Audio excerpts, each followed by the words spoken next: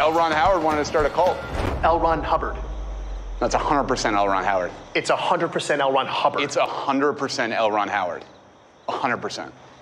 What you gotta do is break him down. You gotta L. Ron Howard him. That's not a thing. So much about Scientology except the guy's name. That's the easiest part of it. What was it? Did he invent Scientology like after he directed Backdraft in Apollo 13? No, that was Ron Howard. I'm talking about L. Ron Howard. Oh my God. Guys, can we please stop? We are talking about L. Ron Howard. How you doing, Krista? Good to see you again. I'm good. How are you, Sterling? Not bad, not bad, not bad. We had an exciting last week, as you know, with the Super Bowl here, and the Taylor Swift concert with the football game at halftime, whatever people want to call it. But I'm glad to be back on with you. Yeah, likewise. I think it's great. You know, watching your intro video makes me laugh every time. And I think to myself, my favorite curse word is Mother Hubbard. Have I ever told you this? No, I did not know that. I did not know that. I think it's like a friendly, curse word. So yeah, I think we have an echo again. Do we? Do we? No, I don't think so. Well, No? we'll let us know if you hear a little bit of echo. Or live refresh if no sound video. I think we're good. Sounding bit Kermit Sterling. That's me. Oh, you know why? Oh, I wonder here. What? Did I set? While you do that, yes. While you do that, I'll tell you about this Mother Hubbard. So Mother Hubbard's like a kid-friendly curse word, and I've been saying it. I think my whole family says it. I have two older sisters, my mom, my dad. Everybody said Mother Hubbard as kind of like a kid-friendly, and it wasn't until chatting with all you SPTV folk that I realized the hilarity in the fact that I say Mother Hubbard. Right. Obviously, it's a euphemism for. Yes. I'm sure everybody gets that, but yeah, I find that really funny. So every time I watch your intro video and I hear them say, Ron Hubbard, Ron Howard, it just makes me laugh. It's funny to you in that way. That's interesting. Quickly, guys, my voice better. I was messing around with sound effects before, and I hit the voice alteration, voice disguise. So hopefully it's better now. Let me know, please. I forgot that it was. I don't hear an echo anymore, so I think on my end. Okay. Yeah. We'll just wait. Better sound. Yeah. Thank you so much. I'm glad you guys mentioned. I would have gone the entire video with that voice. That would have been embarrassing. Yeah, no, guys, it's one of the functions. I don't even know why it's on this device, the audio processor. I don't know why you'd want to do voice disguise unless you're in the witness protection program. But yes, I mean, good for emphasizing certain things like. Yeah, and it was not intentional, guys. Yeah. Something funny about Tom Cruise, maybe, or something like that would be pretty comical. But Sterling, you sound normal to me, so I'm looking forward to watching the live video afterwards. Yeah, so right. I gotta go listen to. Like Kermit. Yeah, I mean, it must have been really weird. Kermit's one of my favorite characters, by the way, so that was good. Really? Yeah, I love the Muppets. Okay, so here we go. We're back to it. All right. I think we were gonna pick up on some of our. I don't know if you saw the feedback. Some of the feedback last week was really cool. I think a few, as they've been now termed, never-ends. Yes. We're excited that this interview series kept going because your questions are quite fascinating from that point of view, rather than ex-Scientologists talking to ex-Scientologists. There's a person like you that's got, again, a lot of really good questions. And we kind of just go off the cuff and just run from there. So if you wanted to just jump right into that, let's get going. This will be fun. I've got, we've gone through so many questions. The questions today might kind of jump all over the place, but as we talk, we'll just kind of steer into some. But I think one of the world needs to understand a little bit more, or those that aren't familiar with Scientology, is a little bit about the disconnection process. Like, this is my thought. What are the drivers of the disconnection process? Like, I think I saw on a video that you had before that you had a theory that it was to move along the bridge. Mm-hmm. Sorry, I should rephrase because I'm not articulating this properly. The family members that connect, Mm-hmm. like from, let's say Aaron, for example, like Aaron's wife's family, they have to choose, are they going to relinquish that relationship with Aaron, his wife, and his children, or are they going to stay? Now, maybe that is a bit muddy because they have families in Scientology as well, but let's say a hypothetical Scientologist that they're going to lose their children because their children have decided to leave and they're going to stay. I understand that there's an indoctrination process, but do you think that there's any correlation there between their desire to continue up the bridge? Yeah, I mean, I guess it's dependent on the individual circumstances for the people. So in Aaron's case, and I believe I'm correct in saying this, but his wife's family were public Scientologists still trying to move up the bridge, still Right. trying to you know, progress up it. But you don't know actually. I mean, maybe he does, but we don't know how much they were doing that. Some people in Scientology, in my observation, just stick around because they've got family members in, but really aren't really trying to progress that far up and are just happy with the position they're in. They've done some of the basics. They go along there. So it is a factor sometimes. And I actually consider it quite selfish to disconnecting from your own family member just so you can get your personal spiritual freedom. I think it's a little weird in a way that's the viewpoint. But if you take my parents, for instance, that's not the case, because I know that my dad and my mom, and this being my stepmom, Barbara, who raised me, and my dad, Foster, they really haven't moved up the bridge in 30 years. Right. They're just doing it because they're in a high control group. And as they've stated, word for word, when they've tried to explain how I was friends with Mark Headley, I was friends with a bunch of different people that were attacking Scientology, you know, back in this conversation happened about 15 years ago. It was, well, how would you feel if we were a Jewish family and you were hanging out with Nazis? That's basically how they depicted my relationship with ex-Scientologists and them being in the C organization, that would be, they're the Jewish family and I'm hanging out with Nazis. Of course they would disconnect from me, which was kind of an absurd statement and so weird. Yeah, it is. Yeah. I mean, I guess to a certain extent, it kind of shows the power of the version that's there. You know, the carrot of moving up. You know, they want to achieve full. They want to become fully clear, and the power of that desire could overrule or just strike out. Yeah. That familial relationship that you have with family members. I think that's incredibly fascinating. So on a personal level, Sterling, do you have any form or any way to communicate with Foster and Barbara at all? No, not at this moment. No, as I had mentioned before, I'd seen them. My brother and I, my little brother Nathan and I, had seen them at a celebration of life last year, and it was a weird interaction. I know, you know, believe it or not, if you could just gauge who was more accepting, and there was a little bit of that love still there, I would say my stepmom Barbara was a little more open. My dad Foster was a little cold and direct, and there's a whole story behind. Like we were all shocked as a family that they even showed up to that. Right. Well, yeah.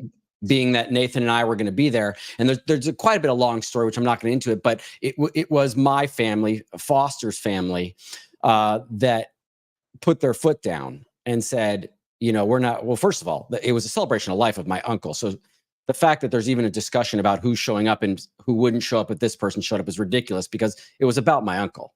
Right.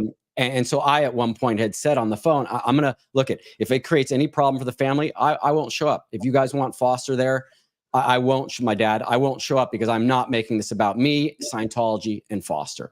This is not fair, because we're celebrating someone else's life. And I believe at that point, it was like, hey, we'll take you over, because you're not throwing Scientology in the mix. And I guess at some point, Foster and Barbara decided that to save face, and that it wouldn't be so bad if they showed up with us there, because they could control the narrative sort of, and it would look really bad for them not to show up. For my uncle, who was just loved by everybody in the family. He was the uncle that always laughed and smiled and was always in a good mood, and he was always jovial. So, you know, no one didn't like him, and so it was part of I think they just showed up because it would look so bad if they didn't. So bad if they didn't. Which, again, I was surprised about. Very surprised that happened. Now, would they need to get, obviously they'd have to get permission to leave the Int base or Gold base? I'm not sure where are they located? No, they're located in Pac now. Okay, so would they, who would sign off on the approval for them to go? Because they do need to get approval, right? Yeah. You know, in this day and age, I'm assuming it would be the ethics department or the HCO department, Hubbard Communications Office, would have some relation to that. Again, I would love to have been a fly on the wall to hear how that conversation went, how they could justify getting out to go do that. But again, you know, I'm also not very threatening. Neither was Nathan. And I actually I had dinner with my little brother last night, and we spoke about that. And I had assumed the entire time we were there, Nathan was having a conversation about things he wanted to, but then he told me that that really the conversation was just kind of like good roads, fair weather, and there was nothing really happening in depth there. And it was, you know, and he was a little disappointed about that, but also happy to see, you know, disconnection is so nuanced because, you know, some cases, good. You're not with your parents who may have been abusive or nasty or just horrible people. For instance, Reese's father. But in this particular case, just, you know, my parents are in a cult. They're brainwashed. They're not perfect, but I know they tried. And so losing them in my life does affect me, and does affect my little brother for sure. Because I know there's love that's been lost there, you know. So it's an interesting thing. It's different for every person, but the fact that I got to see them is interesting. But really, for them in the Sea Org, it's really about their mission to clear planet Earth is why they couldn't talk to us, not about them moving up the bridge. Whereas Aaron's wife's family is more probably about moving up the bridge and also just the control factor. I mean, a lot of times, even if the person wasn't moving up the bridge and they weren't even doing Scientology, but they were identified as a Scientologist, then they would still be like, you can't talk to them because they go out of their way. They go out of their way to cut all ties. Yeah. Yeah, it's fascinating to me, you know, in terms of even when you consider declaring somebody an SP. Like, I haven't personally chatted with Kelly Copter, but I've watched videos, and her story is wild to me. One that I think everybody needs to know about, because correct me if I'm wrong, but I believe she was said to be an SP at age 6 or something. Yeah, I've heard her say that. Yep. So what fascinates me is who made that decision, who made that call. Right. How could a 6-year-old be declared an SP? It just, I'm baffled, Sterling. Like, I wish I understood a little bit more about the fundamentals of how they I mean, I understand if somebody leaves Scientology and then they go and do a media tour, or they write a book, or they speak negatively about, but I'm starting to notice that there are people that are declared SPs just for no longer practicing Scientology anymore. Yes. Versus speaking out about them. So where do they draw that line, and who makes that decision? Is that David Miscavige, or the individual ethics officer of the particular org? I think, you know, and it's a good question. I think it's very arbitrary at this point. It's very arbitrary. And I can only give you an example of something that happened in my family, particularly why I say it's arbitrary. First, as far as I know, in most cases, they no longer publish suppressive person declares because it just looks so bad. I've talked on my channel about my story where when they declared me the first time, they had nothing to really talk about because I really hadn't done anything that violated any of their rules except for going to a baseball game on the 4th of July. And so the main part of my declare was that I never wanted to be in the Sea organization. And I was I was only in the Sea organization for my own benefit, which I'm still trying to figure out what that benefit was. I have not yet. And that I left without permission, AWOL to a baseball game, which I, by the way, came back to at the end of the day and you know, continued to sleep underneath the staircase in the blue building. But it's very arbitrary. I've had family members declared that you go, why are they declared? And then I've had family members that weren't declared for some reason, or at least not published. It is very arbitrary. I don't think Dave Miscavige ever says declare that guy. I think he says the guy's a suppressive, and then the machine just starts working from there. But there are certain rules for particularly people that leave the international based Golden Air Productions, where if you do leave there and you do leave the Sea organization, I believe it's supposed to be an automatic declare. Right.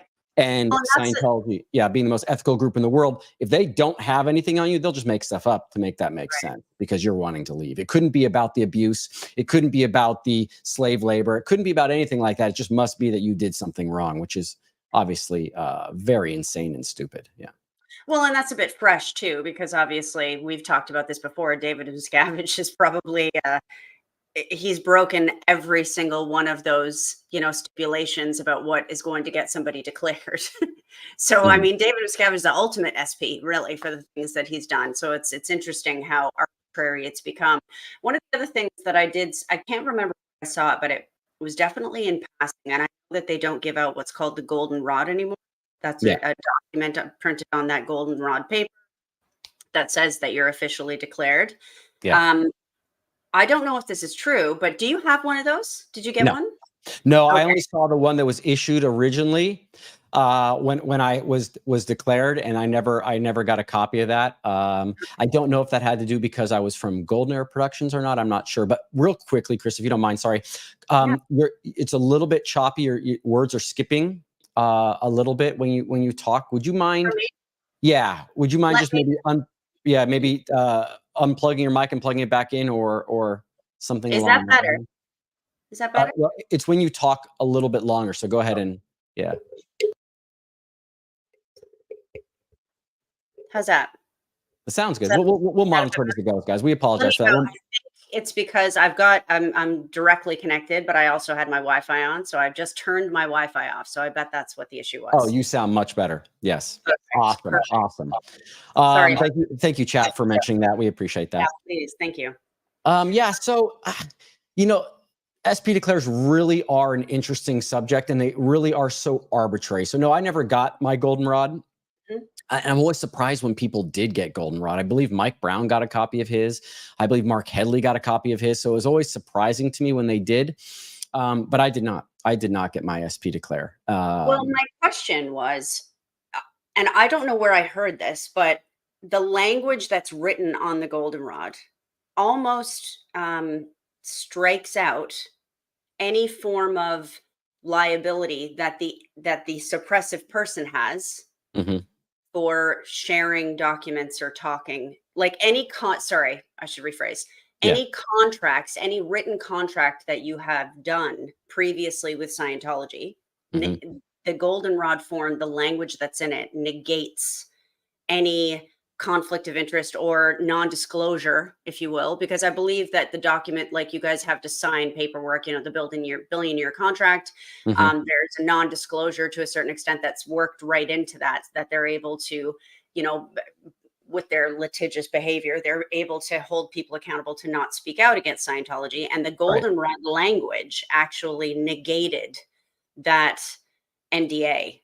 Really? I mean, negated it, meaning made it so it's not cannot be used against the person leaving anymore because of Yeah, how it was written. yeah, it's Mhm. almost it's almost like I wish I could remember the language. I wish I wrote it down, and maybe the next time that we chat, Sterling, I'll come with the words because Okay. it was, and it was like they shot themselves in the foot a little bit. The way that they worded it was almost like they were protecting themselves. Like, Right. uh, God, I wish I could give you the language, and I'm sure the chat is probably blowing up because maybe they already know. But Yeah. there was the way that it was worded was in protection of Scientology, like you are no longer a part of our organization. Any Okay. any agreements that you had with Scientology are now null and void. I'm paraphrasing the words here, but it was Right. essentially along those lines. And with that comes, like they just put it in black and white that any non-disclosure agreement is also null and void as well. So I do wonder if that was maybe the driver for no longer giving out the actual written document, because a lawyer could make a heyday with that, with the language, if it's That not worded that yeah, properly. that might be it, and it might also partially be that they were, so insane and so crazy in a way that they didn't make sense. They were just a rambling of Right. things that happened, and if you later on speak out against them and they have that document to show, you kind Yeah. of have to stick to that original lie or whatever it may be. Yeah, it's Yeah. it's not it's a Fascinating. strange thing. I'm kind of sure they're not doing that publicly anymore. That now they just do whisper campaigns, or at least I've seen whisper campaigns. What's a Um, whisper campaign? so I'll give you a perfect example of this. When I left and I was on Facebook, and even though I had not spoken out, I was still friends with people my peers, people that I knew there. Of course, this was my group that I grew up with. They had certain little people that were ex-Scientologists that were still goody two shoes and trying to still impress and be part of the group, even though they left it because it was horrible, which never made sense to me. And they would go around contacting people and say, oh, don't talk to Sterling. He's talking to SPs or whatever it may be, or he's an SP or stuff like that. So they would try to cut connections using these little moles all over the place. And yeah, create issues that way, which I dealt with several times, because I had friends, they would always call me and tell me if that happened. I'd be like, oh, interesting. Okay. Not to mention family members. Yeah. These were people that were inside and under the radar? These were people that were inside that left not under the radar, but are still talking to OSA, or OSA's using them as a tool to, so that it doesn't look like OSA's doing it, disconnect everyone that's left, and make it so that people can't get together by either shaming them or just saying don't talk to them on social media.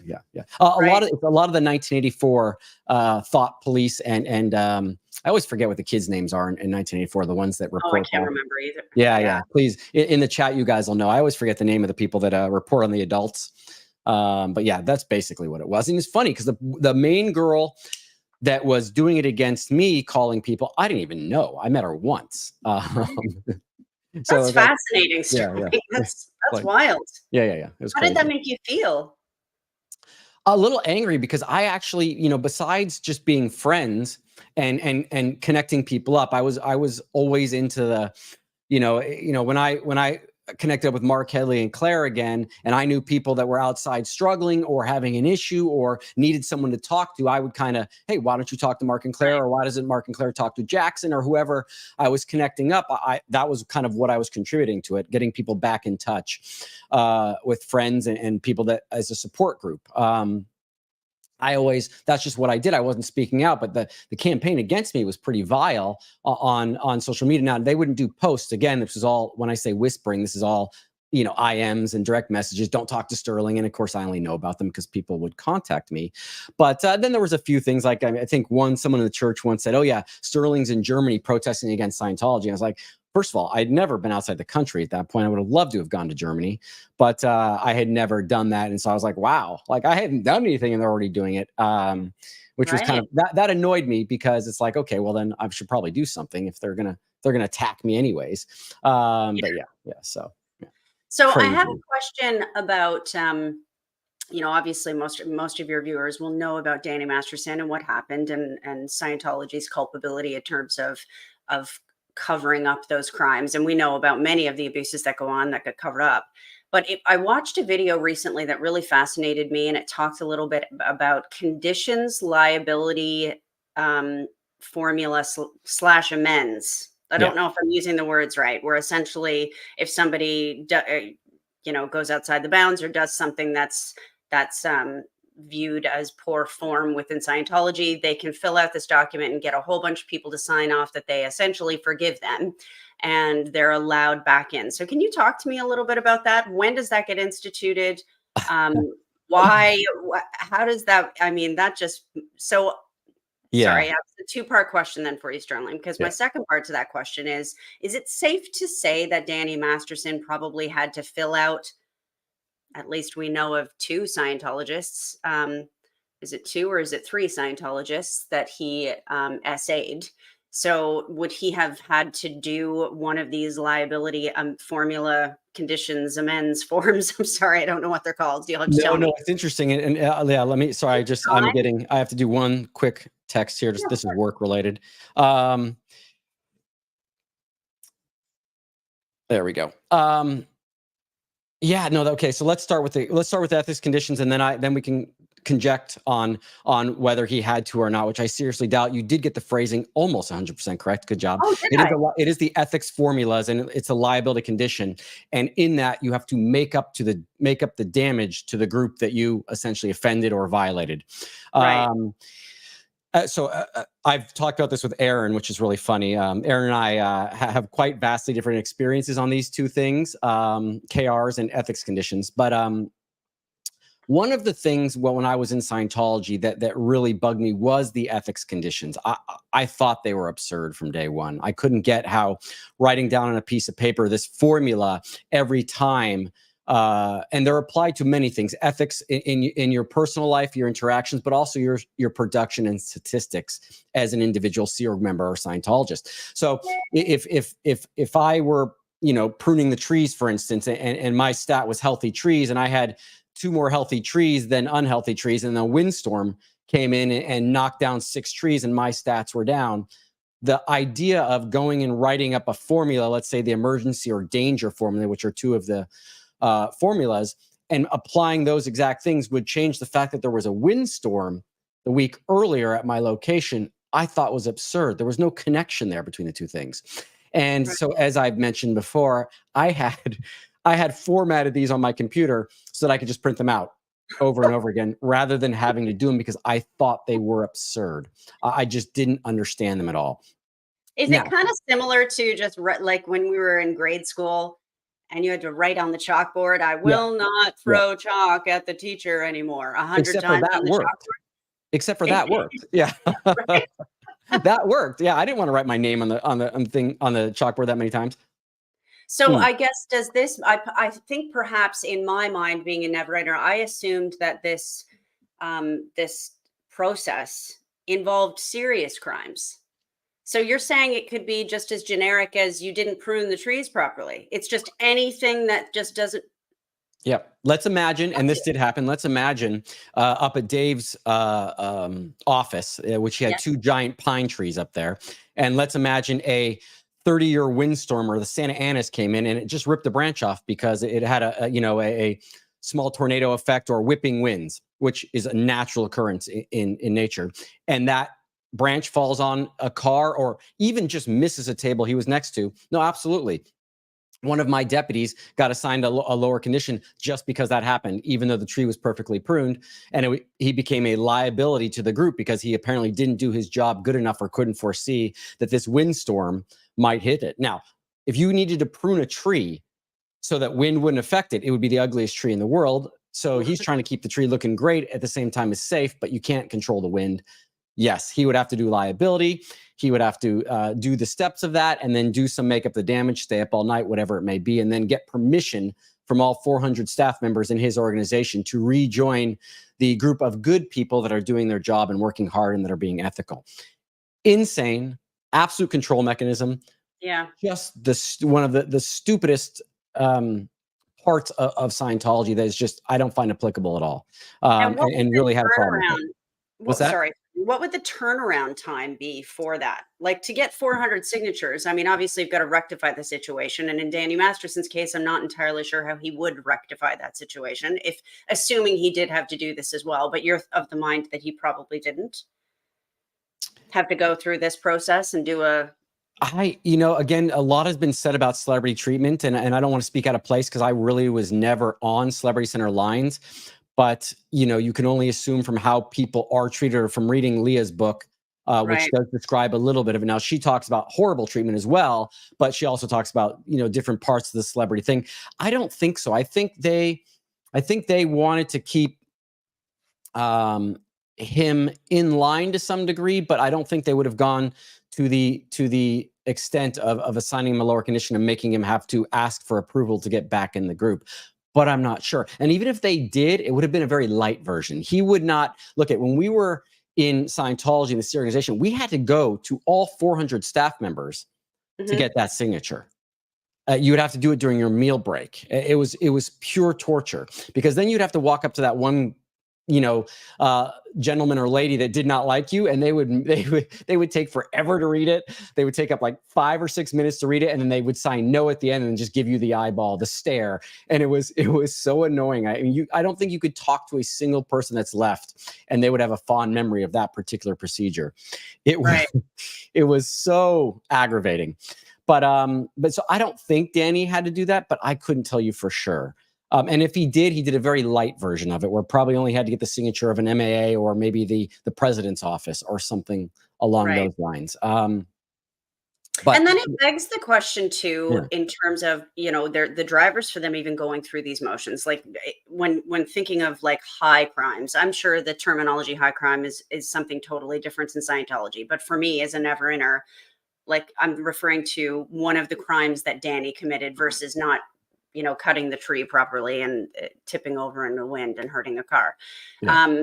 It begs the question why they would even go through any form of rehabilitation instead of recognizing we don't want this person in our organization. There's something wrong here. Do you think that the entire motivation is just money related? They don't want to lose that income coming in, or if it's a Sea Org member that's on staff that might have done something really bad, like Well, Aaron's pointed out missing in a several child. videos. Aaron's pointed out in several videos regarding Danny Masterson, the connection, how many people he was connected to that were around the Scientology bubble or in the Scientology bubble, including Ashton Kutcher, Mila Kunis, Right. that you would not want to upset that guy, because I think they were assuming Oh, that I see. that alienating Danny Masterson would alienate all those other people that are an income source, that are public relations for them, and those sort of things. So I can only assume that was a thought process on that. I now today, when knowing everything we do after the court case, after following all the news about it, the concept that they didn't just annihilate him from the very beginning and just release him is unbelievable to me. But that's back to Scientology sticking in its old ways no matter what. I mean, they still apply policies from the 1950s and 60s on how to message and how to run an organization that are completely inapplicable today. And then you have to add on to the fact that you've got some sadistic people in there that will go out of their way to hurt people, besides the policies of Scientology that say to go out of the way to hurt people. So yeah, it doesn't make sense. And I don't think you can apply logic to how they handled the Danny Masterson thing. I don't think you can apply logic to how they even handled it after he was makes convicted. sense. Yeah, right. Like, now come out and say, okay, well, he's out of Scientology, we don't want anything to do with him. But no, they won't do that. They're so headstrong and illogical. The irony is they a lot of these policies that they have in place is really to protect them, protect their image, protect the ultimate reputation and goal that Scientology has. And their actions or inaction in these areas actually make them look worse. Yes. So it's the ultimate irony that, if that's their ultimate goal, to do that, to protect themselves and their image and how they're viewed and, their objective at the end of the day, these methods that they're taking or these directions that they're taking are actually making them look worse. Yeah. And they've even got family members, right, that are still probably saying, I don't think Danny was, I think it was an unfair trial. I think that it was all hearsay. There was no physical evidence, all these things. If you've been in a cult, you can understand that they may think that, because when you're in Scientology, everything on the outside is a conspiracy to get you. Everything from the government to the police to the FBI to the raids that happen on Scientology. You don't even know about the fact that Scientology infiltrated the FBI and the IRS. So the mindset is really into we're the victims, we're the underdogs. Anything bad that happens to us is because we're doing so much good that the world banks and psychiatry and psychology must just hate us. And it's a weird mindset to be in. Right. You really can justify so much things while you're in there, or even while you're still a parishioner. And you don't get to release that until you get out and you really see, hey, look at these Jane Does. They're good people. And they were actually harassed and they were attacked for just trying to speak up about something that happened to them. And when you see it from that point of view, you're going, that's not a conspiracy. That's victims that were attacked. Yeah. That's victims that were attacked by a vicious person and protected by the cult. One of the things about Scientology, one of the worst things, and I will continually say this on any live or interview I do, is the fact they cover up the crime, they attack the victim, and the perpetrator is let to go free and operate in another area without any sort of control or information about what that person may be, and he remains to be a danger to other people. Yeah. That's one of the worst things they do. You know what, Sterling? They call that DARVO now. Darvo. It's been named DARVO.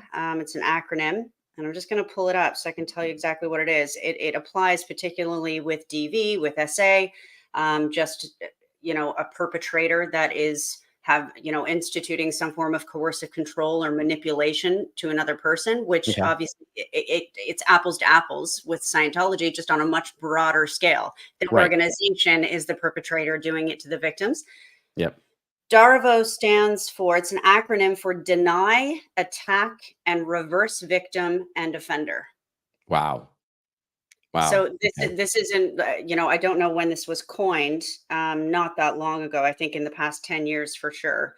Yeah. But it's now getting recognized, and a better understanding of what coercive control is. So I think we're right at that point in time now where more and more people have a better understanding of what the power of this manipulation. Right. So in terms of the manipulation, one of the things that I think fascinates me is the whole view of law enforcement. Do Scientologists, because I understand how they view the outside world, we've had that conversation at great length. Yeah. How do they view law enforcement? And the reason why I ask is because I feel like there's such a juxtaposition between them not reporting crimes or not feeling like they are better suited to absolve or relieve a person of a particular crime over the authorities. Right. Which speaks to a little level of narcissism, like they can do it better. The law enforcement don't mean anything. Yeah. But yet then they lean on law enforcement so often. I mean, look at how many times they've called law enforcement on the Squirrel Squad. They'll Yes. lean Yeah. on law enforcement when it serves them well. So that's such a juxtaposition between the view that they have by not reporting these crimes or not reaching out or utilizing law enforcement the way they should be utilized Yeah. for big things, but then using them sometimes. So what is the ultimate view that a current day Scientologist has on law enforcement? How much belief or weight do they put in the law Yeah. and the judicial system in the outside world? Well, because I was never a Scientologist outside the Sea really, as an adult at least, I don't have a view into that, but I have spoken a few times about this with family members and discussed it. Like, I was never in a position where I needed to call 911 ever while I was there. Right. And so I wonder how I would have reacted to that, or what I would have done in that case. Now, again, remember where I was at, I didn't have access to a phone, so I couldn't call 911. Right. But let's imagine something was happening. Well, it's almost not fair because I couldn't tell you that, because in the C organization, Golden Air Productions, if I saw something happen, I don't think I would consider that at the time something that could be handled by anyone but internally. It was Right. so beaten into your head that everything's handled internally. Everything happens there. And you cannot trust the government. And a lot of what we're taught as kids there was that the judicial system is imperfect and will never get it right. And you're thinking, Okay. well, so That was of my course question not. then. Yeah, So that yeah. was where that was essentially what was drilled into you. The judicial system is flawed.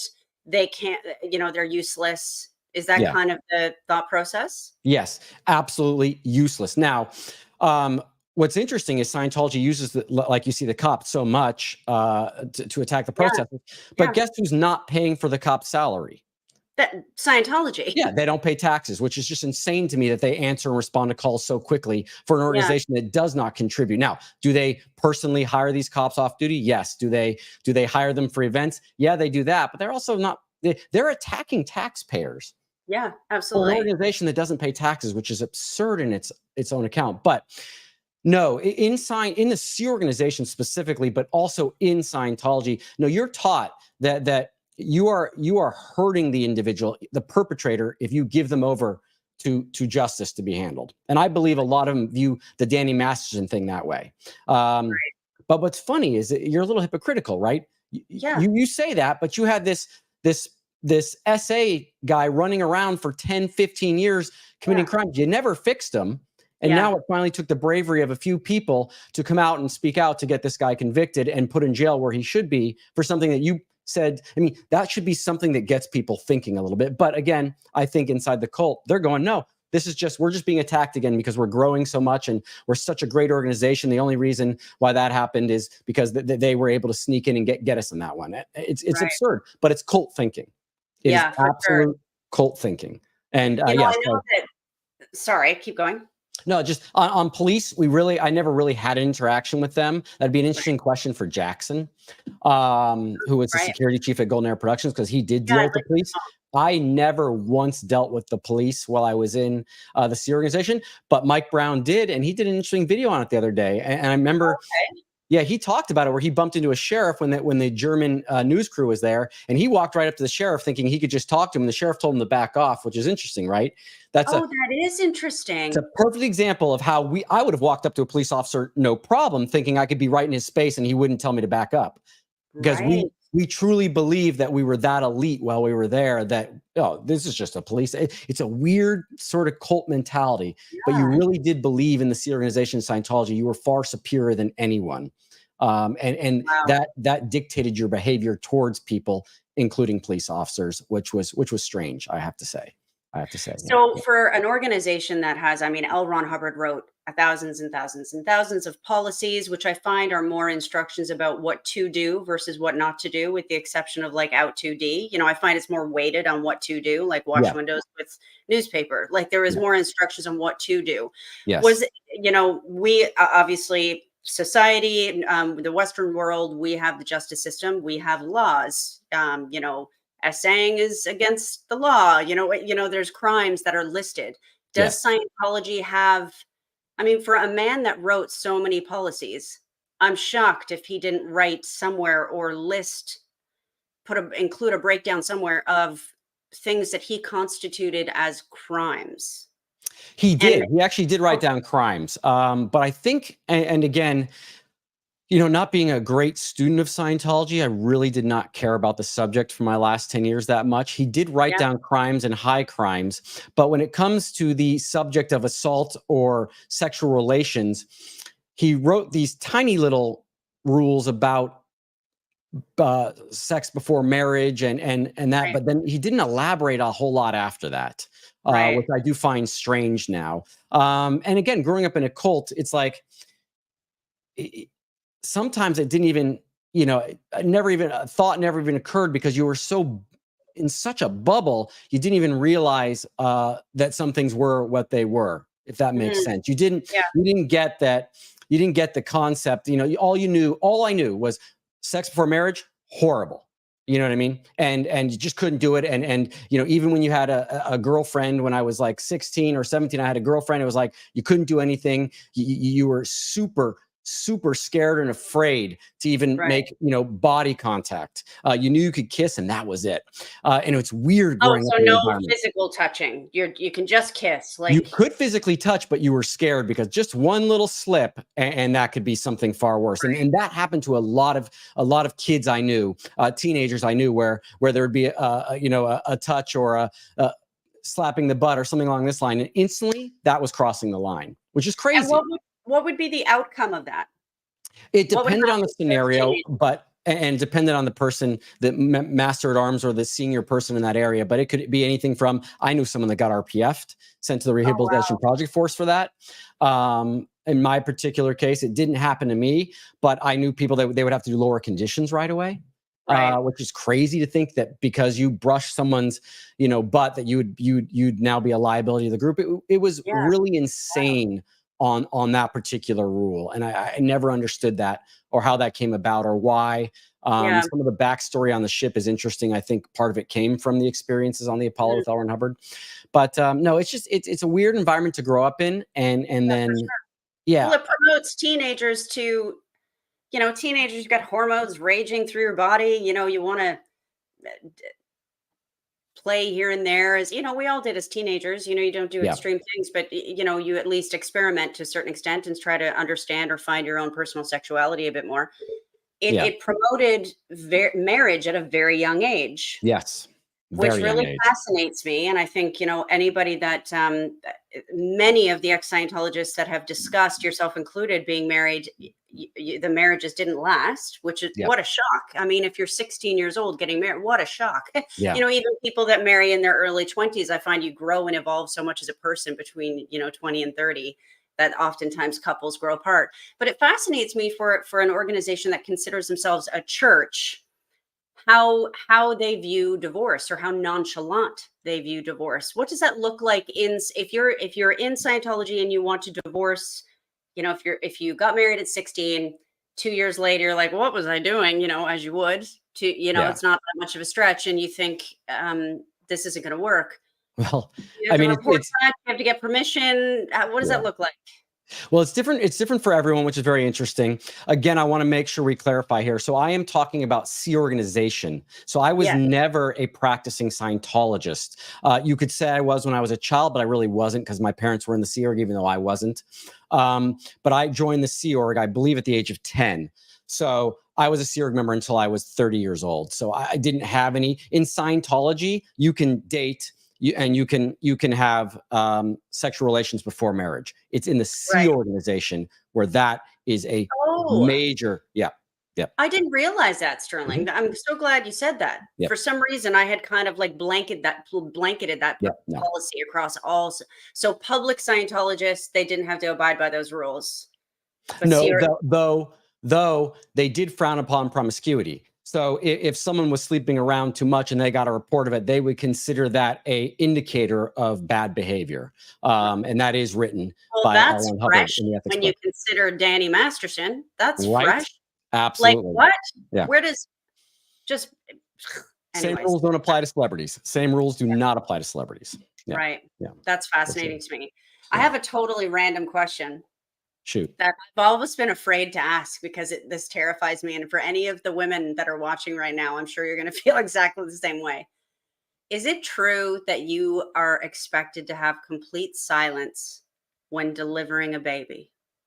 You know, I don't know if the word expected works. I know that it was suggested. And then everything you read about Scientology, you would think, well, why wouldn't you? Because any suggestion during the painful moment of birth, and believe me, I don't know how painful birth is. I would never pretend to know the pain that a woman Right. goes through during birth. But it's you're only being silent because you're going to protect the baby from getting any sort of Engrams or something, isn't it? exactly Engrams? words, engrams that might stimulate or create some sort of Traumatize condition in the child later on. Right. Yeah. So that is But yet the premise behind that. you also can't like get an epidural. I don't know about that. They frown heavily on drugs, but I don't Right. know if an epidural crosses that line. That would be an interesting question for somebody. I would not know Yeah. about that. Or Yeah. like pain medication, like Yeah. how do Scientologists view, if a Sea Org member breaks their leg, or a public Scientologist, like if you're in a car accident and you are in serious pain, how do Scientologists view a doctor prescribing pain medication? Or if those that have, unfortunately, there's been a lot of Scientologists that were diagnosed with cancer and have since deceased, especially celebrities. There's been a lot. I'm sure there's a lot more that we don't know about that aren't Right. celebrities. Yeah. Are they allowed to take pain medication? They are. I'm sure that there's a little bit of depending on how heavy that medication is and the person's personality, I'm sure Mhm. they do some monitoring of that. I don't think you can do Scientology processing when you're on those medications. So of course, if someone gets in an accident and they need painkillers, I mean, you just need painkillers. That's Yeah, not for sure. that's a fact. I'm sure they let them take those, but I think they monitor that quickly because again, you can't progress any further if you keep taking painkillers. Right. And that would be kind of apparent to them at the time, but I don't know how they monitor that. I never had any connection with that. I mean, I broke my back when I fell out of a tree once when I was there, and I was out for 3 weeks, and I remember getting maybe Advil, Yeah. a little bit, but otherwise I was on bed rest, and Right. I could barely move unless I got in the water when I was able to move more. So I can't even remember what painkiller I took at that time, but I believe I just had Advil, and I obviously could have had a much better painkiller than Advil, Yeah. considering I snapped a vertebra on one of my lumbar. Wow. But I healed up pretty quickly. Right. So yeah, it's an interesting question. It's again, I think it's different for I'm every curious. person. But even today, I'll only take an Advil if I'm in extreme pain. Right. Most of the times, I'm going to do something to remedy it, whether it means a stretch or massage or hot bath, or Mhm. I mean, I just don't like taking that Yeah. sort of stuff. But that could just be me. But And that I'm is certainly not promoting pain medication here. Yeah. I'm just, there are certain circumstances where it is highly more likely that you should have some form of pain management, especially delivering a baby. Like, I am really Yeah. curious if it's frowned upon by Scientology to take any form of pain medication during the pregnancy to avoid these engrams and to not to have an epidural. Like, Yeah. I know now I would be silent during that delivery. Yeah. Like Yeah. you'd have to be batshit crazy to think that I'm going to be, you know, Yeah. I haven't had kids, but I could just imagine how painful that is. Yeah. So I don't even know what to say about that. I can't imagine being that. Yeah. Obviously, there's a lot of female Scientologists that have done this, Yeah. that have stayed completely silent. I'm not sure. Like, do they get a gold star after they get out of the hospital? Like, does Scientology send them like a little mini trophy? Something, a participation award. I don't know how that goes, but you know, it's funny you mentioned the thing about the painkillers and the drugs, because I can only imagine as I was a kid, a young adult, Yeah. you know, 21 to 30 while I was there. And I only say that because that's when I'm of age to start even knowing what a painkiller was. Because again, Yeah. like these things that just don't, when you're in a bubble, some of these things don't ever occur to you. But you know, there had to be elderly people there that were on painkillers or needed some sort of assistance just to make it through the day. And I'm wondering how many did that, how many were on painkillers, but I just never knew about it because that would never be a conversation you would have. I would Right. never have a conversation with an older adult that would go, oh yeah, you know, by the way, I took 2 Advil, or I'm on, you know, Vicodin because my injury, my knee's killing me. Never even occurred. Not Wow. once did I have that conversation with a single person. You know, and to a certain extent, Sterling, that in and of itself is abuse.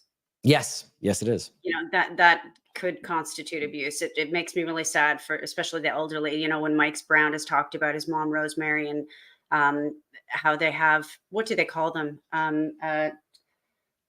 Medical liaison. Yes, Or, yes. you know, The they're not untrained, even yeah, trained people. They're essentially just a you know, a PR person that can talk and communicate with the doctors to keep you silenced so that yeah. you're not expressing, you know, the conditions that you're being held in or that you have to endure. For a senior citizen, you know, it's heartbreaking to me. And let's remember that a lot of things in Scientology are an afterthought, and medical care is one of them.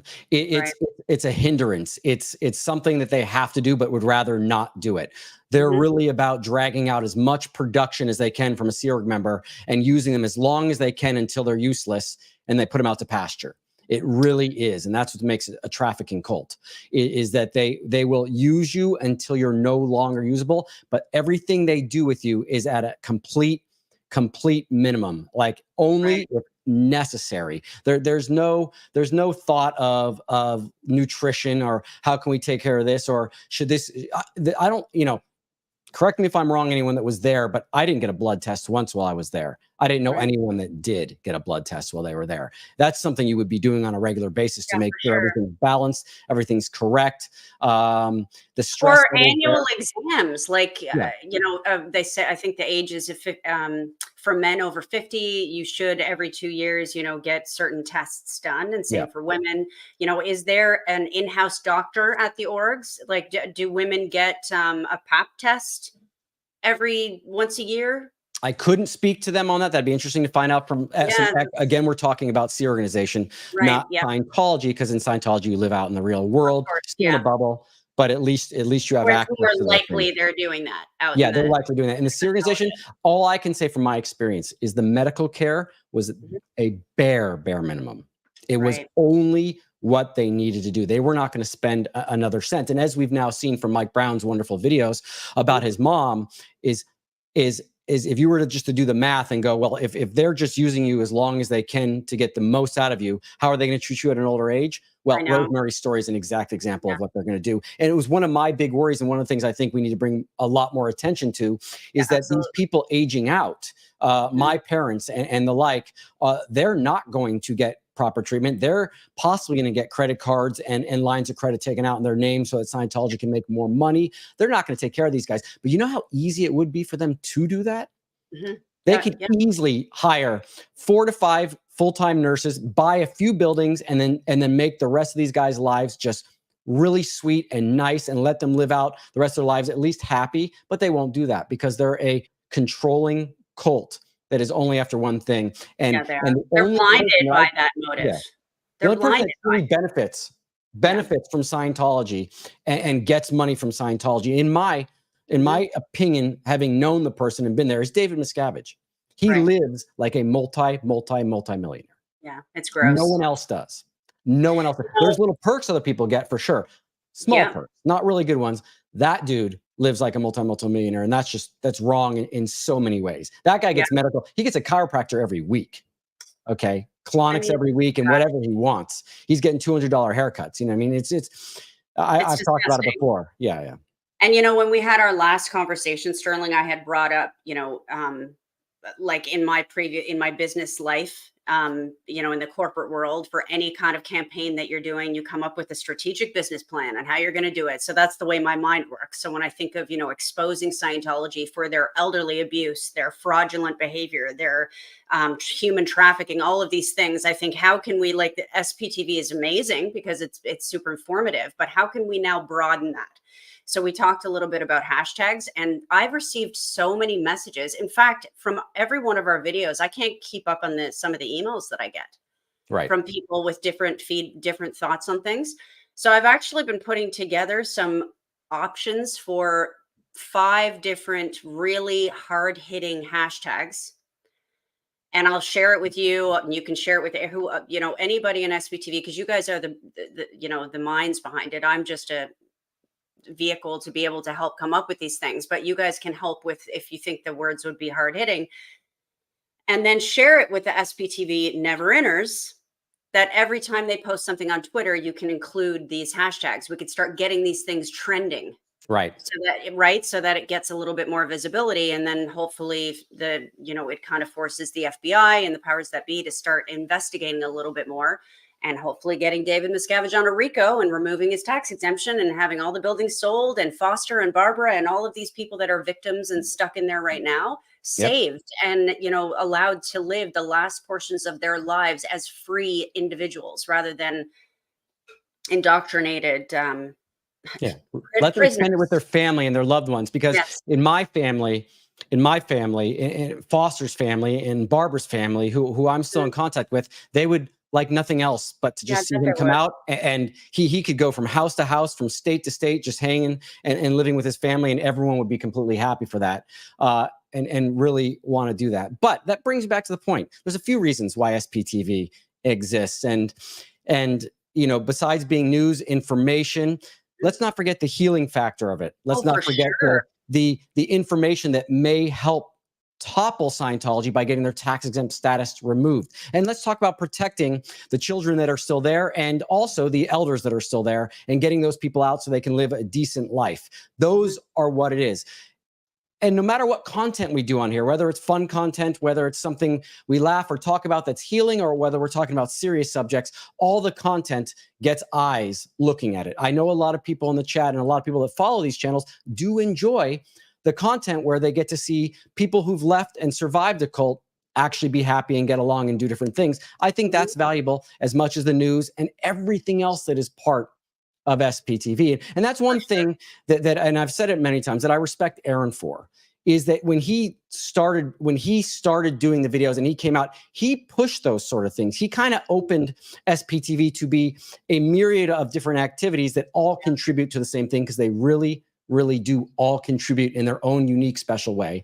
And that's why we continue to do it. And I think it's unbelievably informational. And can you imagine leaving today and now you have these channels, this content to look at, to help you sort out? Because a lot of people that have just left, even friends of mine that have just left, it's hard to communicate how hard it is to deal with some of this stuff. Yeah.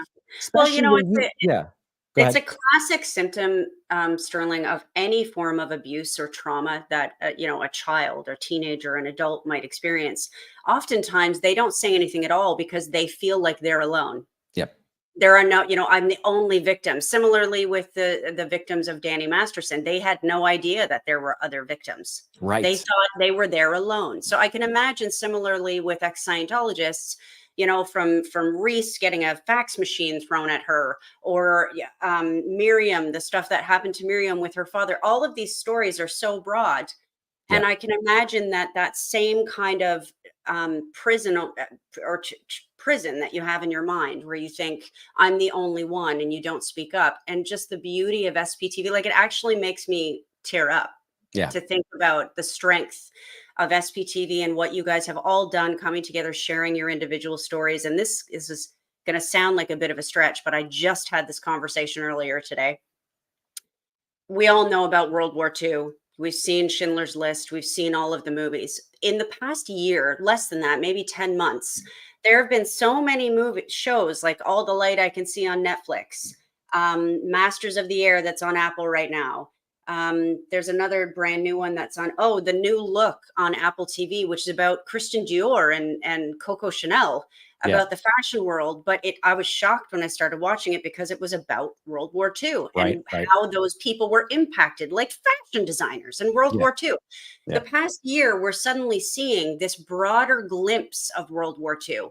I have absorbed so many documentaries and watched so many victims of and survivors of World War II speak and share their stories. I thought I had a pretty decent grasp. I have so many books on it, Sterling. I have learned more about World War II in the past year from all of these different perspectives of World War II than I ever have. Right. And that's kind of how I view, I know it's a really stretch of a comparison. That's kind of how I view SPTV. I thought I knew a lot about Scientology, because we've talked about before, I got addicted to it when I was 14, wanted to know everything I could about it. I just absorbed every documentary book that I could come across. Yeah. And I've learned more because everybody's individual perspective views Scientology through a different lens. They're going to be impacted differently, whether that's a business owner, a public business owner, whether that's a child, a second generation, third generation, even a first generation Scientologist. Everybody's perspective is going to be so different. And I think the SPTV world kind of brings and unites all of you guys together to share your individual stories, to add some kind of nuance to the full scope of what Scientology actually is and the harm that it actually does. It's so much broader. I agree. And I think even people like me who were there almost my whole life, I'm learning things I did not know. A ton of things I did not know because I was in an ultra bubble up at Golden Era Productions. I was disassociated from all other parts of Scientology by that factor. But then you have people that were at Flag Land Base. You have Aaron Smith Levin, who was in an actual service org, much different experience. You've got Reese, who worked at Kansas City org, whose father was a Scientologist. There are so many different aspects. I mean, I'm on a daily basis learning more and more about what happened down, because when I first left, I thought, it really just kind of happened mostly at Golden Era Productions. Things were bad there. I don't think it trickled down that far, but there were other things that trickled down, other behaviors. Like when I hear about Reese's and Kelly's father, and to the extent they went to abuse their own children mentally, and I think physically too a couple times. I'm not sure. I don't want to state for them, but the mental abuse because of the power that Scientology gave them to control their own children, and the fact that they were themselves probably antisocial people, but they took it out on their own kids and used Scientology as a tool to do that. That frustrates me. That frustrates me. Like when I hear those sort of things, I'm like, I can't even believe it. Like there's no way. No.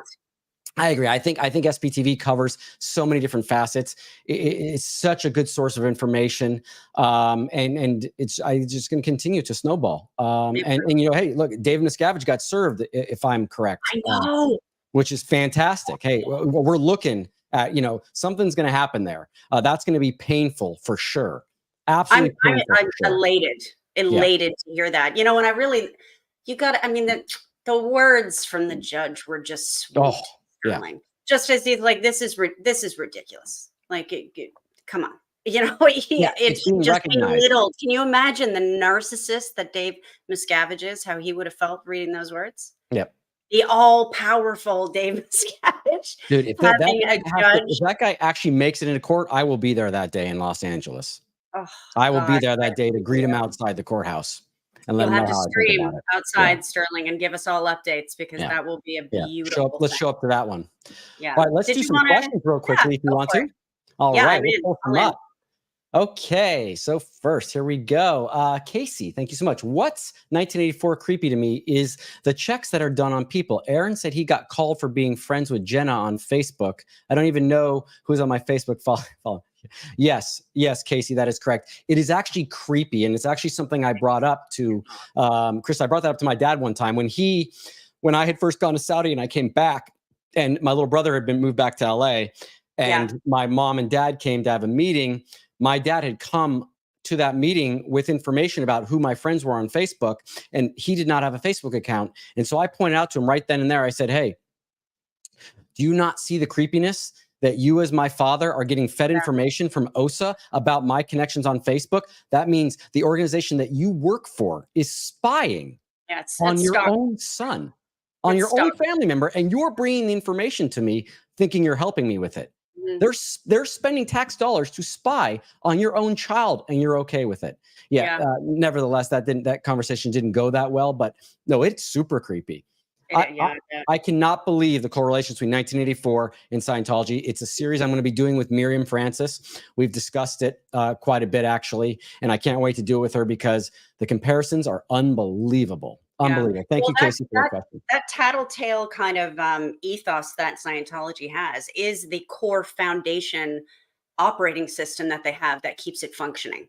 Keeps everybody in line because, people are... you can't say anything out loud if somebody hears you and reports it, do you know what I mean? That kind of tattletale system is very, very effective. Yes. And as I like to point out for Aaron while he was there, he was a master report writer. Oh, was he really? Which is why, I'd like to tease him about it all the time. I'm like, dude, I hated writing knowledge reports. I thought it was such a distraction. He was apparently a master at it. But then if you know Aaron, he's got that sort of mind and detail, which I tease him about, but also makes him so good at what he does. So here we go. All right.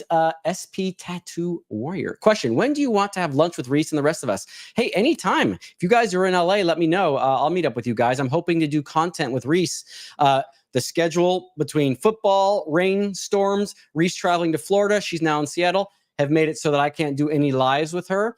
And I'm hoping to do that in the next week or next Sunday or maybe this Wednesday. So I would really like to do that. We missed game night, Sterling. Yes, we have to do that again too. Yeah, it's fun to watch. And I know your viewers, everybody comments on the game night and when are you doing it again? So they're fun. I really enjoy them. Yeah, we got to do it again. I love games too. Emily Blythe. Hi, everyone. I only pulled this up because I'm wondering if we're related. Blythe is my mom's maiden name. But anyways, there you go. Okay. Lydia Von Stretchclaw comment. Yet they can dredge up the arbitration clause. And this is in regards to the suppressive person orders. And in regard to just the juxtaposition between when they choose to avail of authorities and when they don't. Yes, absolutely. I think they'll use the justice system when they want. You know what I mean? Like, or sorry, am I reading that? I assume that's what. Yes, no, you're totally right, and that's what it's talking about. They will. They play the system. They play the system very well. But the judge that issued the comment about Dave Miscavige. He realized they're playing this and he shut that down. Guys, if you haven't seen that video, go to Aaron's channel. It's really fantastic. Aaron reads the exact verbiage from, and I'm assuming that the people on here haven't seen Aaron's channel. Of course, most of you guys are from Aaron's channel, but it's really good. It kind of gets you to want to stand up in your chair and clap at the end. You know what I loved about it, Sterling? Yeah. David Miscavige actually signed that he was acknowledging that he was served. Yeah. So the job was done. It was done and dusted. The judge didn't need to do anything, but he took it upon himself to write it all up anyways. Yes. I mean, if that doesn't speak volumes, I mean, judges are busy people. Yeah. They don't have time to just willy-nilly, write up something that's unnecessary, that it doesn't serve any purpose at all. David Miscavige has already acknowledged in writing that he has accepted that he was served. So just the fact that judge continued, it's just beautiful. Absolutely beautiful. It is a beautiful thing. I agree. Victoria CSD question. What are the ADE steps? What are the actual steps? Oh man. Sorry. Never done them. Never would do them. Don't know exactly what they are. I think you can look it up. But just to answer your question, they're absurd. They're ridiculous. They're making someone that's left. Most people leave the C organization or Scientology because of abuse. So then to think that the abused person has to go back and petition or ask to get back is insane, along with the freeloader debt, along with the conditions they want you to do, wouldn't have anything to do with it. It was insane to me. Blake Reed, how you doing? Thanks for the super chat. Hey, Sterling, good to see you back. Adam, worried about you. Thank you so much, Blake. I appreciate that. Hopefully I'm going to start doing a little more content here. Everyone's been quite busy, but I am back and happy to be here with Krista, to be honest with you. Okay. Victoria, CSD, question Sterling. How did you deprogram or get yourself out of the cult mindset, especially since you were indoctrinated very young? That's an interesting question. I think that could be a whole video in itself. You know, it depends how you define cult mindset.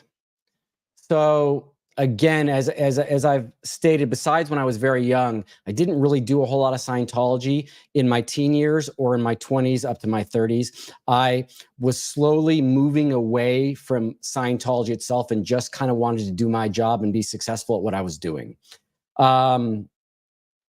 I did actually have a question, Sterling, that we could maybe touch on this the next time that we meet. That would be a great question, yeah. One of the things that I'm curious about are, a lot of the Scientology policies become kind of just your go-to everyday, your everyday operating system. Have you noticed any particular policies, even the most generic ones, that have you caught yourself doing? Even 5 years later, 10 years later, that you came to recognize, whoa, that is actually Scientology. I mean, even the most mundane things, which I think is a big part of deprogramming yourself, recognizing, is this just me or is this just Scientology's indoctrination? Yeah. To answer your question, policies, no. Because I always thought that that his policies on how to manage were absurd. I didn't like reading them. We were made to word clear them. I hated doing the word clearing. Behaviors, yes. Yes, sorry, I guess I should have been clear. I meant behaviors, yes. Like the fact that, or how you viewed the world. Yes. You know what I mean? Yeah, the fact that anyone that countered me, I thought was really trying to hurt me and get after me, and I could never separate that. That fact made life really hard on me. The fact that when you were angry or had someone that you were in disagreement with, they had to be your enemy rather than something you could actually sort out, something that could rather easily sort out. Behaviors like that have not served me, and I believe they come from Scientology and being raised. Also, the hyper defensiveness, because in Scientology or the C organization specifically, Golden Air Productions or an organization, when you're wrong, that meant a lot. That meant either lower conditions, rehabilitation project force, being disconnected from your family, your friends. So being wrong had a big price tag on it. And so when you come out, you're very defensive about what you've said, what you did, and you kind of have to hold tight to things because you're worried you'll lose them. And I was always worried I would lose something that I had gained. And that is part of it. So for me, it was more behaviors, not the policy, because I'd already kind of realized the policy was not something that I needed to follow. I didn't think it worked. I didn't think it was effective. I even had an aversion to it, like I said, whether it be uniforms or keeping a stat graph, all these things. I was just like, yeah, no, thank you. Not doing that. I'm not writing up a formula if my stats, if I was less productive 1 week from the next. So I kind of got rid of that stuff pretty quickly and actually worked at getting rid of the vocabulary very quickly. I would find all the words that were cult related, and I would replace them slowly and try to make a point to not use them at all. So I think it would be a really fascinating video, Sterling. Like if if over the course of the next week or 2 weeks or what, at your leisure, if you were to really give that some thought about some of those behaviors that you did find, which ones you noticed fairly quickly, which ones took some time to notice, because I think it would be helpful for the never-inners to have an understanding of the root of that particular behavior, because it is directly linked to Scientology.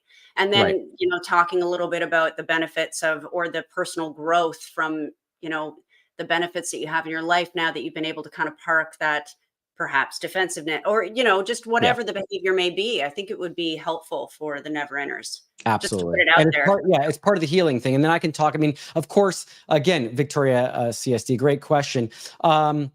One of the things to deprogram that, again, and is one of the reasons why I started my channel, is the aspect of doing those things that you love, because you weren't allowed to do those there.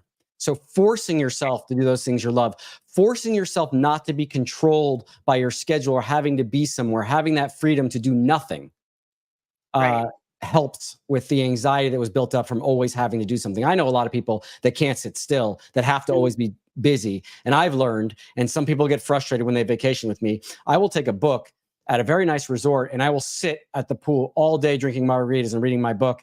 And they're like, oh, do you want to come do an excursion? I'm like, nope, I'm going to sit right here and do absolutely nothing just for the purpose for of you. doing absolutely nothing. Good for you. Yeah. So it's fun. Thank you. Great question, by the way. Thank you so much. Victor. Oh, again, silence when giving birth, but yelling is standard when serial members talk to their juniors. Absurd. I know. See? Yeah. Absurd. Yes. And true. Lydia von Stretchko, I had to pull this up. Thank you so much. I wish anyone the best. Actually, I'm so Thank you for sorry. my migraine. Yeah. What? This just got me thinking too. This is another thing that I don't understand. If babies that are born, Mm-hmm. you know, if that is a reincarnated Scientologist that's like zooming around up in, you know, La La Land going, oh, there's some Scientology parents that are going to come through. And they skip the kind of, what's that In that between program, lives implant. that Yep. implant station. They skip that. So they're able to retain the Scientology training, or the, you know, that whether they're clear or going up the bridge that they've had before. Why would an engram at birth, like a woman screaming, impact a baby? So true. So It true. makes no sense to me. It's Well, I think back. he wrote it. I think he wrote it in 1950. In Dianetics was the first time that was mentioned. So there was no reincarnated Scientologist at the time. Oh, it's me. But then Scientology, of course, can't change, won't change, and continues to apply the same policies, even though we know so much more about the human mind and the brain than Yeah. any point in the last, 40,000 years. Scientology still is 100% applicable, and it works, which is just crazy, because it can't. I mean, you can't. If you look at technology today, we really know we can spot things. It's like the thing that Jamie suggests, that Mike Brown's looking into doing, and other people looking into doing with the nervous system. That's because of science. That's real. That's true. Now, I haven't done it, but when Jamie talks about the people that are using it, the military and stuff, you got to go, okay, that's probably a very valid procedure. And, and Jamie's bringing it up to this whole space as a gracious offer to people to do it, and will absolutely help you get connected to the right people to make that happen, which is also unbelievable. And, that's the type of person Jamie is. He's a great guy. All right. Christopher Malin. There is actually a reference on taking aspirin if you have a headache, written by LRH. There you go. Oh. There you go. I don't remember that, but hey. Hey, Chris, I just noticed that's, hi. Yeah. I talked about you earlier, Chris. I've got, I'll be chatting with Chris later this week. So stay tuned for that. Awesome. And by the way, Lori Plays and Witness, thank you so much for being the moderator in here. I appreciate that. I don't always thank you guys, but I thank you for being here. Really, really do. You guys are amazing. Atkins in Texas, one of my favorites, encouraging everyone here to write letters and make phone calls to your reps in Congress. They read them. Phone calls work. You can do it, even if you're an introvert. Quiet protest. That's a great point. You can even give them links to the YouTube channels, to Aaron's channel, to anyone that you feel is delivering a message that you want them to get. Give them links to that, because they may open their eyes even more. And I think that's a fantastic point. Or if there's specific things, because I understand that that city officials or the authorities might not have the time to be able to sit and watch a 1 hour long video, especially for something they haven't opened an investigation on yet. Right. You just clip it. For those that are familiar with YouTube, you can clip certain sections. If there's something particular, a 10-minute, point that you think is really important to share, clip that 10-minute video and send that off. Look at me talking Scientology, Sterling. I know, right? I mean, what's it called? Technology. I don't even know what I'm doing with technology, but I know how to clip videos. And Lydia, by the way, Lydia von Stretchko, thank you so much as well. I know that you're a mod in here as well, so thank you so much. Atkins in Texas, treating elderly people as subhuman is unacceptable, unconscionable, and criminal. I agree so much. So much. The message that Mike Brown brought about Rosemary, everything about that situation is really just abominable. It's so bad, and it's something that I think needs to be addressed right away, and something I think you can see. If the FBI were to raid the Blue Building in Scientology or any other SEER bases, and they found elderly women or men stacked up in 3 high bunks in a tiny room with no air conditioning, I think that would make it pretty obvious that they're dealing with a cult and something needs to be done. So, I hope they open their eyes to that one. Okay, Victoria CSD question. When an org shuts down, what happens to the staff? I have no clue what happens to staff. I'm assuming they get either brought back for training or put into another organization. You're talking about Scientology organizations. I wouldn't know, but I'm sure because they're still under contract, they're gonna try to use that contract somewhere else and get the most they can out of them. All right, here we go. Asun K comment, growing up in Germany, we got pounded in school about World War II. So many details of the Church of Scientology have similar aspects like the Hitler Jugend. Do you know what Jugend is? I don't know. Okay. Cut ties to parents, brainwash them to good little soldiers. Oh, Yeah, I oh, agree. yes, I know it. Yeah. Yeah, absolutely. There's a hell of a lot of correlation that like similarities between Hitler's youth. I mean, everything like that. Yeah, there's so many. Marching. I mean, it is a copy in a lot of ways. Believing that you're the best group of humans in the world. Also, I mean, there's so many. That's why history is important. It's also why they didn't teach us history in Scientology. I want to point that out. Mike Brown's talked about the education at the ranch, which was very subpar. They did not teach us history.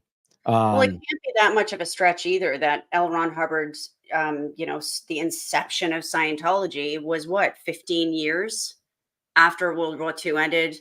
It's not, to me, that makes perfect sense that his understanding, he would have drawn upon some of the things that he saw that were effective with how successful the Hitler movement was at that time. Right. That he would have drawn upon some of those indoctrination processes, especially with the Hitler youth, for sure. I absolutely believe that. I absolutely believe that. Okay, that was the end of the questions we had in there. Let me just check to see if we had any more. Let's see. Yeah, okay. This is a good question. Maria Martin's question, how come if Scientology numbers are dropping so hard, they still need to place several bunk beds per room? Scientology's numbers are dropping hard. The Sea Org numbers, I'm not sure how much they're dropping, but we do know, based on the children that are out here speaking, or the former children that are out here speaking, there's a lot of our parents are still in there.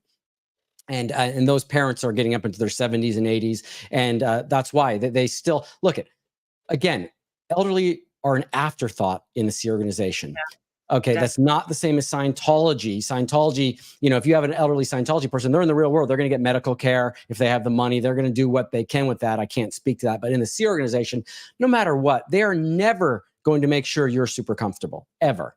They're never going to go out of their way to make something particularly nice for you.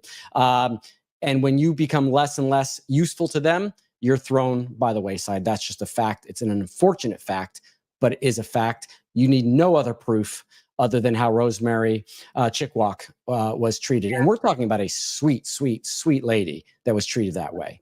And not that it matters on your temperament or your personality, but I think that's the worst case scenario. That's one end of the spectrum. Absolutely. Well, and also the role that Rosemary held.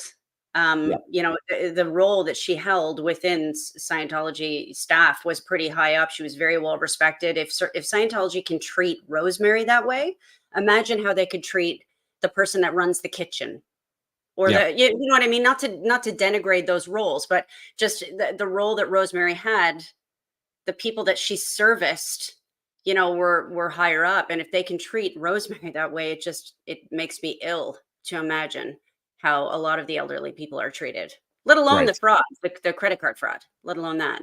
Yeah, I mean, that in itself, right? I mean, can you imagine putting someone into debt at that level? I think that's it, guys. Thank you so much for tuning in today. I do have one which I have to answer, from Blake Reed. I hope you got your tickets to the early showing of Dune 2. Guys, if you haven't seen Dune, it's an unbelievable movie written by a true science fiction author. Not a pseudo science fiction author that also created a religion. But yes, Blake, absolutely. I cannot wait for Dune 2 to come out. It's going to be a fantastic movie. Thank you for everyone that tuned in today. Krista, thank you for being back here again. If it's okay with you, we're going to continue these conversations. Yeah, they're fun. I love your idea about getting the hashtag thing going and having more attention. Because again, anything we do in this field, SPTV, anything we do that brings more eyeballs in, doesn't matter how they get in, doesn't matter how our channels pop up on their stuff. Just people watching and getting in spreads the message. Because if you watch a video from me, you're going to end up watching a video from Aaron, or you're going to end up watching a video from Laura, or you're going to end up watching a video from anyone. And if that's the thing you watch and that's the thing that fires you up, then that's a good thing. And so I think any sort of content we do is going to contribute to that. And it's also healing for people. And I'm certainly not saying that any hashtags that I come up with are the ones we should go. Really, I mean, we could change them every week. I just recognize that if we want to get it trending, we need numbers using it.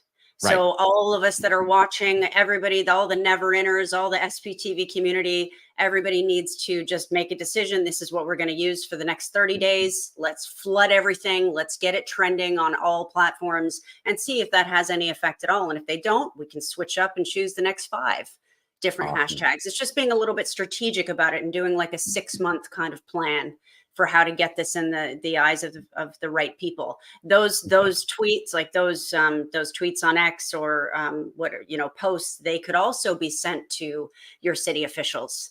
And you can tag city officials in those, and then all of a sudden their names are attached to a hashtag that's trending.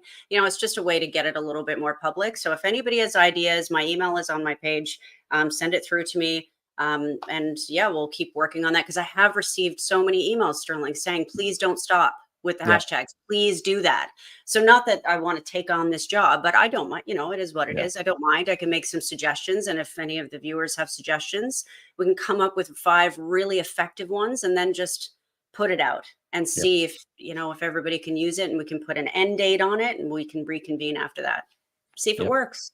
I agree. And let's not forget how important it is that Dave Miscavige has been served in a lawsuit, whether it's a criminal lawsuit, any type of lawsuit where that guy has to make an appearance and can be perjured is a good thing, and is a step towards holding him accountable, holding Scientology accountable, removing their tax exempt status, and stopping them from continuing to perpetrate crimes against youth and elder at the same time. Thank you so much, guys. We will see you next Sunday, most likely. But thank you so much for tuning in today. Have a wonderful rest of your weekend, and we'll talk to you guys later. Bye. Are you not entertained? Are you not entertained? Is this not why you are here?